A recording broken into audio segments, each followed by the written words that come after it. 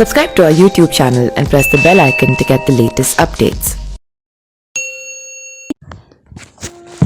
दोस्तों, बड़े भाई के नेत्रहीन होने के चलते हस्तिनापुर की सत्ता पाने वाले राजा पांडु की अकाल मृत्यु के कारण जंगल में प्रणय कर रहे मृग जोड़े के श्राप के चलते हुई एक बार राजा पांडु अपनी पत्नियों कुंती और माद्री के साथ शिकार करने जंगल गए, जहां उन्हें एक हिरण का जोड़ा प्रणय करता दिखा। इस पर पांडु ने फौरन तीर से मृग को लहूलुहान कर दिया।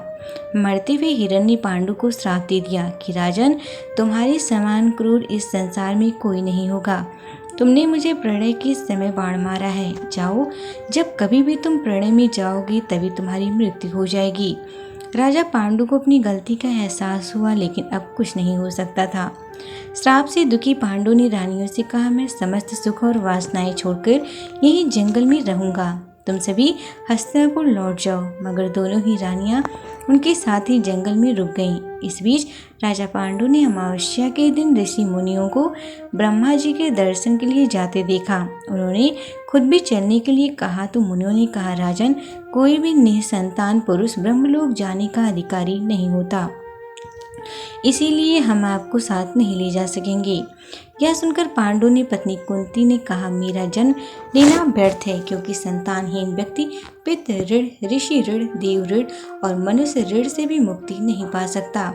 इस पर कुंती ने बताया कि ऋषि दुर्वासा से मिले एक मंत्र से मैं किसी भी देवता का आवाहन कर मनोवांछित वस्तु पा सकती हूँ।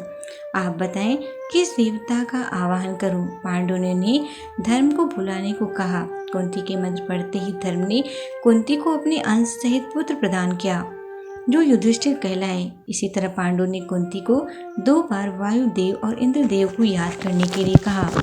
इनसे भीम और अर्जुन पैदा हुए। इसके बाद पांडु के आदेश पर कुंती ने माद्री को उस मंत्र की दीक्षा दी। माद्री ने अश्विनी कुमारों को याद किया, जिसमें नकुल और सहदेव जन्मे। कहा जाता है कि जंगल में रहने के दौरान एक दिन राजा पांडु छोटी पत्नी माद्री के साथ सरता तट पर घूमने निकले।